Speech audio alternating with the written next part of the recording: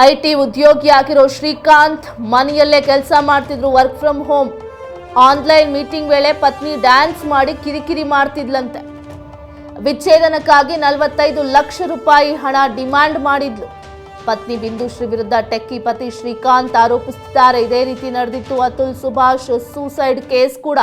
ಹೆಂಡತಿ ಕಿರುಕುಳಕ್ಕೆ ಬೇಸತ್ತು ಆತ್ಮಹತ್ಯೆ ಮಾಡಿಕೊಂಡಿದ್ರು ಸುಭಾಷ್. ದೇಶದಾದ್ಯಂತ ಸಂಚಲನ ಮೂಡಿಸಿದ್ದಂತಹ ಪ್ರಕರಣ. ಹೆಣ್ಮಕ್ಳೇನಾದರೂ ಡೌರಿ ಕೇಸ್ ಕೊಟ್ರೆ ಅಥವಾ ಗಂಡ ದೈಹಿಕವಾಗಿ ಮಾನಸಿಕವಾಗಿ ಹಿಂಸೆ ಕೊಡ್ತಿದ್ದಾರೆ, ಕಿರುಕುಳ ಕೊಡ್ತಿದ್ದಾರೆ ಗಂಡನ ಮನೆಯವರು ಅಂದಿದ ತಕ್ಷಣ ಕಾನೂನು ನ್ಯಾಯ ಕೊಡಿಸುತ್ತೆ ಹೆಣ್ಮಕ್ಳಿಗೆ.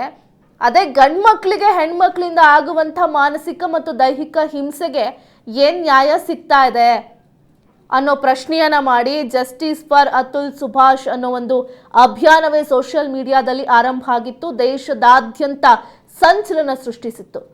ಆ ಪ್ರಕರಣ ಮಾಸುವ ಮುನ್ನವೇ, ಅತುಲ್ಗೆ ಸರಿಯಾದ ನ್ಯಾಯ ಸಿಗುವ ಮುನ್ನವೇ ಮತ್ತೊಂದು ಅದೇ ಮಾದರಿಯ ಪ್ರಕರಣ ಬೆಳಕಿಗೆ ಬಂದಿದೆ.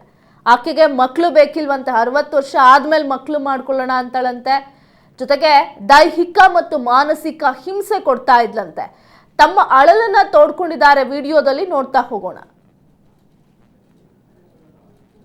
ಸಿಕ್ಕಾಪಟ್ಟೆ ವಿಷಯ ಪೊಲೀಸ್ ಸ್ಟೇಷನ್ಗೆ ಹೋಗಿ ಕಂಪ್ಲೇಂಟ್ ಕೊಡ್ತಾಳೆ ನನ್ನ ಮೇಲೆ. ಅದಲ್ಲದೆ ಒಂದೊಂದಕ್ಕೆ ಫೋನ್ ಮಾಡಿ ಪೊಲೀಸ್ನೆಲ್ಲ ಕರೆಸ್ತಾಳೆ. ನನ್ನ ಗಂಡ ಟಾರ್ಚರ್ ಕೊಡ್ತಾನೆ. ಅದನ್ನು ಅವಳು ಕ್ಲಿಯರಾಗಿ ಹೇಳಿದರೆ ನಂಗೆ ಸಂಸಾರ ಮಾಡೋಕ್ಕೆ ಇಷ್ಟ ಇಲ್ಲ, ನನಗೆ ಹಿಂಗೆ ಜಾಲಿಯಾಗಿರ್ಬೇಕಂತ ಇಷ್ಟ ಇದ್ದೀನಿ ಅಂತ ಹೇಳ್ತಾ ಇದ್ದಾಳೆ. ಮಾತಿಗೆ ಮುಂಚೆ ಬರೀ ದುಡ್ಡು ಬಗ್ಗೆನೇ ಮಾತಾಡ್ತಾಳೆ ಅವಳು, ಇನ್ನು ಏನೂ ಇಲ್ಲ. ಅದಕ್ಕೆ ಬಿಟ್ಟು ಮೈ ಮುಟ್ಟಕ್ಕೆ ಹೋದರೆ ಜೋರಾಗಿ ಅರೆಸ್ತಾಳೆ. ಚಿಕ್ಕಾಪುಟ್ಟ ವಿಷಯ ಪೊಲೀಸ್ ಸ್ಟೇಷನ್ಗೆ ಹೋಗಿ ಕಂಪ್ಲೇಂಟ್ ಕೊಡ್ತಾಳೆ ನನ್ನ ಮೇಲೆ.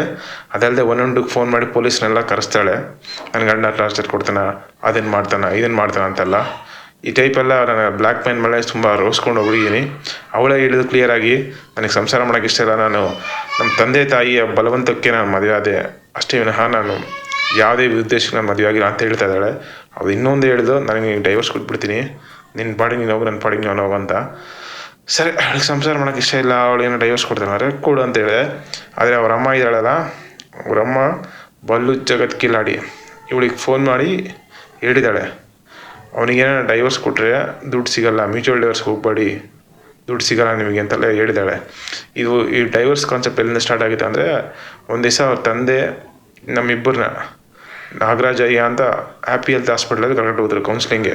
ಅವ್ನು ಕೌನ್ಸ್ಲಿಂಗ್ ಮಾಡಿದಾಗ ಅವಾಗ ನಿಜ ಹೊರಗೆ ಬಂತು. ಅದೇನಂದರೆ ಅವಳಿಗೆ ಸಂಸಾರ ಮಾಡೋಕ್ಕೆ ಇಷ್ಟನೇ ಇಲ್ಲ, ನನಗಿಷ್ಟ ಇದೆ ಬಟ್ ಅವಳಿಗೆ ಇಷ್ಟ ಇಲ್ಲ, ಹಂಗಾಗಿ ಅಡ್ಜಸ್ಟ್ಮೆಂಟ್ ಆಗ್ತಾಯಿಲ್ಲ ಅಂತ ಕ್ಲಿಯರಾಗಿ ಬಂದಿದೆ ರಿಪೋರ್ಟು. ಸೊ ಅದ್ರ ಕಾರಣ ಡಾಕ್ಟ್ರ್ ಹೇಳಿದ್ರು ಮ್ಯೂಚುವಲ್ ಡೈವರ್ಸ್ ತಗೊಂಡು ಹೋಗಿ ಅಂತ ಹೇಳಿದರು. ನಾನು ಒಪ್ಕೊಂಡೆ, ಅವಳು ಒಪ್ಕೊಂಡ್ಳು. ಅದು ಅವಳು ಒಪ್ಕೊಂಡ್ಮೇಲೆ ಆಮೇಲೆ ನಾನು ಒಪ್ಕೊಂಡೆ ಸರಿ ಅಂತ. ಸೊ ಅವಳೇ ನನಗೆ ಫೋನ್ ಮಾಡಿ ಹೇಳಿದ್ರು, ನನಗೆ ಮ್ಯೂಚುವಲ್ ಡೈವರ್ಸ್ಗೆ ಹೋಗಿ ರೆಡಿ ಇದ್ದೀನಿ, ನೀನು ರೆಡಿ ಇದೆಯಾ ಅಂತ ಕೇಳಿದ್ಲು. ಸರಿ ಅಂತ ಹೇಳಿದೆ. ಇದೆಲ್ಲ ಆಗಿ ಅವ್ರ ಅಮ್ಮನ ಕಿವಿಯಾಗಿ ಈ ಮ್ಯಾಟ್ರ್ ಬಿದ್ದ ಕೂಡಲೇ ಅವರಮ್ಮ ಫೋನ್ ಮಾಡಿ ಇವಳಿಗೆ ತಲೆ ಕೆಡಿಸಿದಾಳೆ.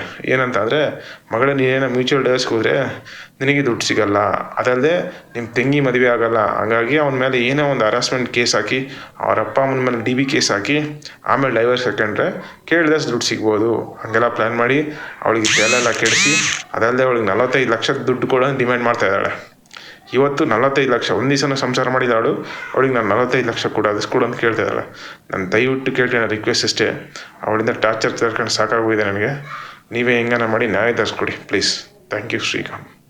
ಅದಲ್ಲದೆ ಇನ್ನೊಂದು ಹೇಳೋದು ಮರ್ತೋದೆ, ನಾನು ಸಾಫ್ಟ್ವೇರ್ ಇಂಜಿನಿಯರು. ಮನೆಯಿಂದ ಕೆಲಸ ಮಾಡೋ ಟೈಮಲ್ಲಿ ಬೇಗ ಬಂದು ಜೋರಾಗಿ ಅರಿಸ್ತಾ ಇದ್ಲು. ನಾನು ಕ್ಲೈಂಟ್ ಜೊತೆ ಕಾಲಲ್ಲಿದ್ದಾಗೂ ನನ್ನ ಮಾತಾಡೋಕ್ಕೆ ಬಿಡ್ತಾ ಇರಲಿಲ್ಲ, ಡಿಸ್ಟರ್ಬೆನ್ಸ್ ತುಂಬ ಮಾಡ್ತಾಯಿದ್ಲು. ಇದು ನಮ್ಮ ಜಗಳ ನಮ್ಮ ಕಂಪ್ನಿ ಮ್ಯಾನೇಜರ್ಗಳ ಗೊತ್ತಾಗಿ ನನಗೆ ಜಾಬ್ನಿಂದ ರಿಸೈನ್ ಮಾಡು ಅಂತೆಲ್ಲ ಮೇಲ್ ಕಳಿಸಿದ್ದಾರೆ. ಬೇಕಾದ್ರೆ ಆ ಮೇಲೂ ನಿಮಗೆ ಕಳಿಸ್ತೀನಿ. ನಾನು ಇವು ಕಾಲ್ದಾಗಿಂದ ನನಗೆ ಇರೋ ಜಾಬು ಹೋಗಿದೆ, ಈಗ ಜಾಬೂ ಇಲ್ಲ, ಬೀದಿಗೆ ಬಂದು ಬಿದ್ದಿದ್ದೀನಿ. ಇವಳಿಂದ ಇಷ್ಟೊಂದು ಹರಾಸ್ಮೆಂಟ್, ಇಷ್ಟೊಂದು ನೋವು ಅನುಭವಿಸಿದ್ದೀನಿ. ನನಗೆ ಇವಳಿಂದ ವಿಮುಕ್ತಿ ಕೊಟ್ಟರೆ ಅಷ್ಟು ಸಾಕು. ಅವಳು ಕ್ಲಿಯರಾಗಿ ಹೇಳಿದರೆ ನಂಗೆ ಸಂಸಾರ ಮಾಡೋಕ್ಕೆ ಇಷ್ಟ ಇಲ್ಲ, ನನಗೆ ಹಿಂಗೆ ಜಾಲಿಯಾಗಿರ್ಬೇಕಂತ ಇಷ್ಟ ಇದ್ದೀನಿ ಅಂತ ಹೇಳ್ತಾ ಇದ್ದಾಳೆ. ಮಾತಿಗೆ ಮುಂಚೆ ಬರೀ ದುಡ್ಡು ಬಗ್ಗೆನೇ. ಮತ್ತಷ್ಟು ಮಾಹಿತಿ ನಮ್ಮ ಪ್ರತಿನಿಧಿ ದರ್ಶನ್ ನೀಡ್ತಾ ಹೋಗ್ತಾರೆ. ದರ್ಶನ್, ಅತುಲ್ ಸುಭಾಷ್ ಒಂದು ಸೂಸೈಡ್ ಏನಾಯಿತು, ಅದಾದ ನಂತರ ಸೋಷಿಯಲ್ ಮೀಡಿಯಾದಲ್ಲಿ ದೊಡ್ಡ ಅಭಿಯಾನವೇ ಸೃಷ್ಟಿಯಾಯಿತು. ಆ ಪ್ರಕರಣ ದೇಶದಾದ್ಯಂತ ಸದ್ದು ಮಾಡ್ತು, ಸಂಚಲನ ಸೃಷ್ಟಿ ಮಾಡಿತ್ತು. ನ್ಯಾಯ ಬೇಕು, ಕಾನೂನು ಕೇವಲ ಹೆಣ್ಮಕ್ಳಿಗಷ್ಟೇ ಅಲ್ಲ, ಗಂಡು ಮಕ್ಕಳಿಗೂ ಸಮವಾಗಿ ನಮಗೆ ನ್ಯಾಯ ಬೇಕು ಅನ್ನೋ ಒಂದು ವಿಚಾರ ಅಥವಾ ಆ ಒಂದು ಪ್ರಕರಣ ತೀರಾ ಸದ್ದು ಗದ್ದಲ ಮಾಡಿತ್ತು ದೇಶದಾದ್ಯಂತ. ಈಗ ಅದೇ ರೀತಿಯಾದ ಪ್ರಕರಣ ನಡೀತಾ ಇದೆ. ಏನಾಗ್ತಾ ಇದೆ ರಾಜ್ಯದಲ್ಲಿ ಅಂತ?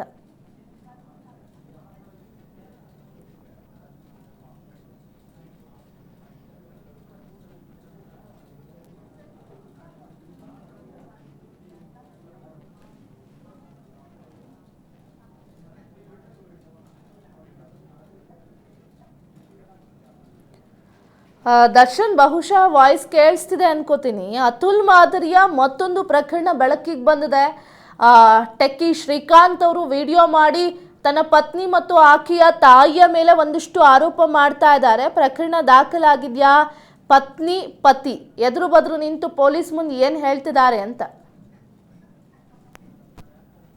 ಸುಭಾಷ್ ಪ್ರಕರಣ ಇಡೀ ದೇಶಾದ್ಯಂತ ಸದ್ದು ಮಾಡಿತ್ತು. ಅದೇ ರೀತಿಯಾಗಿ ಸಹ ಈಗ ಬೆಂಗಳೂರಿನ ವೈಎಲ್ ಕಾವಲ್ನಲ್ಲಿ ಸಹ ಈಗ ಪ್ರಕರಣ ಪತ್ತೆಯಾಗಿರುವಂತದ್ದು. ಅಂದ್ರೆ ಶ್ರೀಕಾಂತ್ ಮತ್ತೆ ಬಿಂದುಶ್ರೀ ವಿವಾಹ ಆಗಿರ್ತಾರೆ. ಶ್ರೀಕಾಂತ್ ಮೂಲತಃ ಬೆಂಗಳೂರಿನ ಒಂದು ಕಂಪನಿಯಲ್ಲಿ ಟೆಕ್ಕಿಯಾಗಿ ಸಹ ಕೆಲಸ ಮಾಡ್ತಾ ಇರ್ತಾರೆ.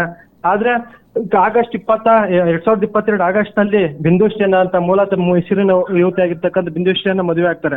ಆದ್ರೆ ಮದುವೆ ಆದಂತ ಬಳಿಕ 2 ವರ್ಷ ಆದ್ರೂ ಸಹ ಆತನ ಬಳಿ ಆಕೆ ಸಂಸಾರ ಮಾಡೋದಿಲ್ಲ. ಮತ್ತೆ ಪ್ರತಿನಿತ್ಯ ಹಣಕ್ಕಾಗಿ ಪೀಡಿಸುತ್ತಾ ದೈಹಿಕವಾಗಿ ಹಲ್ಲೆ ಮಾಡ್ತಾ ತನ್ನ ಮರ್ಮಾಂಗಕ್ಕೆ ಒದ್ದು ಕೊಲೆ ಮಾಡುವಂತ ಪ್ರಯತ್ನ ಮಾಡಿರ್ತಾರೆ. ಅದ್ರ ಜೊತೆಗೆ ಬಲವಂತವಾಗಿ ಏನಾದ್ರು ಮುಟ್ಟೋದಿಕ್ಕೆ ಬಂದ್ರೆ ನಾನು ಡೆತ್ ನೋಟ್ ಬರ್ದಿಟ್ಟು ಸಾಯ್ತೀನಿ ಅಂತೇಳಿ ಆಕೆ ಬೆದರಿಕೆಯನ್ನು ಸಹ ಹಾಕಿರ್ತಾಳೆ.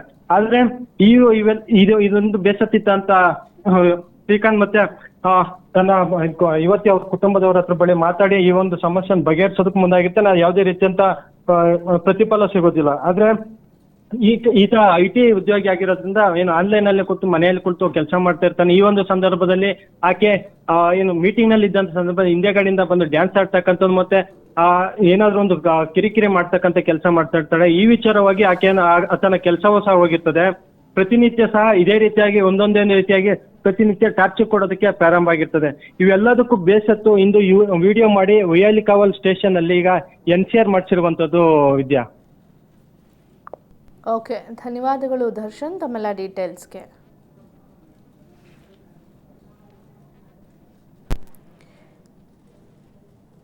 ಸ 2022 ಆಗಸ್ಟ್ನಲ್ಲಿ ಬಿಂದುಶ್ರೀ ವಿವಾಹ ಆಗಿದ್ರು ಶ್ರೀಕಾಂತ್ ಅವರೊಟ್ಟಿಗೆ.